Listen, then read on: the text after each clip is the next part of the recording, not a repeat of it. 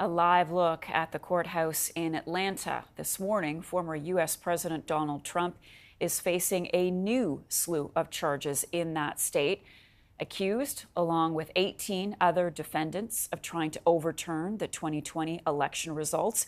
Trump is now facing 91 charges in 4 separate cases as he tries to secure the Republican nomination for president. With me now is Eric Ham, CTV's political analyst, who will be heading to Georgia later this afternoon. Eric, glad we could catch you before you hit the road. So Trump and 18 allies have been indicted in Georgia over election meddling in 2020. Trump is being accused of being the head of a criminal enterprise. Tell us more about the Georgia indictment and why it's different from the other indictments that he's facing.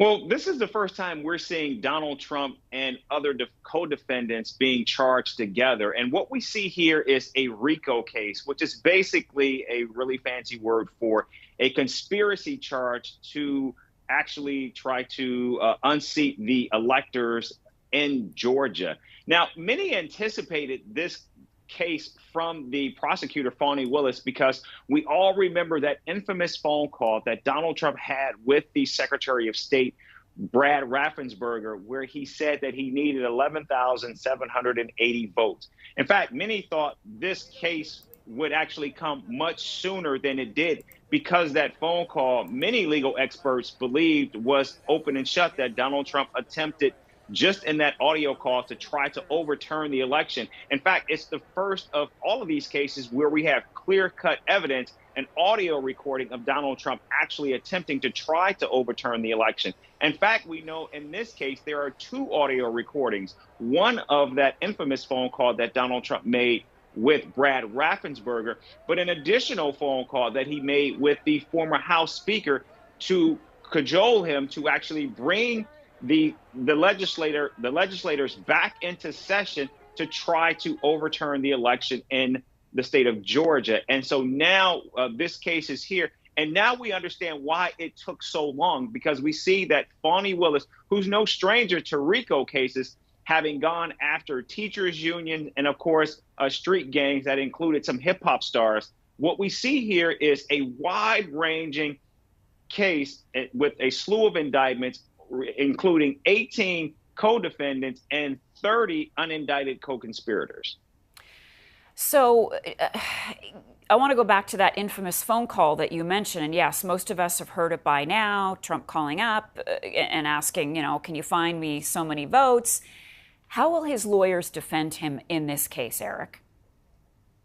Well, that's one of the key questions that we simply don't have the answers to, because Donald Trump, as we know, has been using a very potent narrative that the government has been weaponized against him, that all of these cases are tantamount to trying to stop his run to the White House. However, what we see in this case, and I think this is where, while many believe that the January 6th case brought by special counsel Jack Smith is the most serious case, I believe it is undoubtedly this case that has been brought by the prosecutor, Fani Willis. And the reason is Donald Trump has no cover, no protection at the federal level from this state case. Additionally, what we see in this case here is that if Donald Trump is convicted on at least one of these charges, all of these charges require a mandatory minimum, which means you have to actually serve a certain amount of time in prison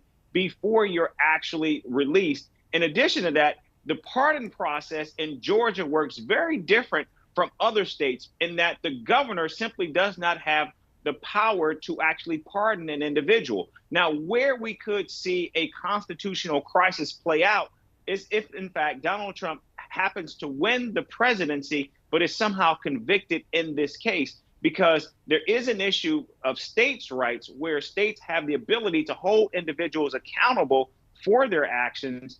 And so there will be this issue of, will Donald Trump have to serve prison while also serving as president of the United States? Of course, we haven't gotten that far yet.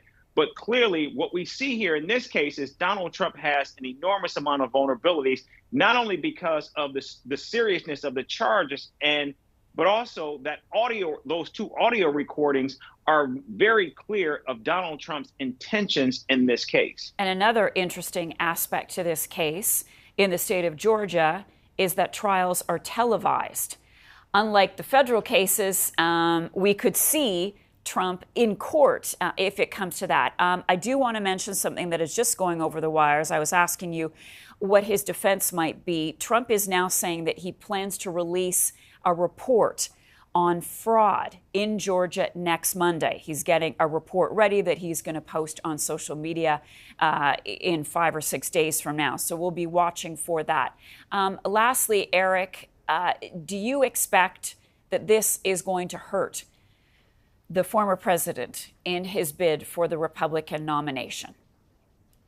No, I expect this to actually be additional fuel for his campaign because, as we have seen, Donald Trump has been able to raise money, grow his lead in the polls, and increase his popularity in the base. And I don't think this indictment is going to change that one bit. I think where Donald Trump actually may run into some problems is, as you mentioned, this court case, unlike the federal cases, has the potential to be televised. And I think that could hurt his narrative that he's been using, because we have to remember, this is a state case, which is not controlled by the federal government. And of course, much of the evidence will be laid out for millions of viewers to actually see and watch for themselves. Eric Ham, thank you so much. Good to see you this morning.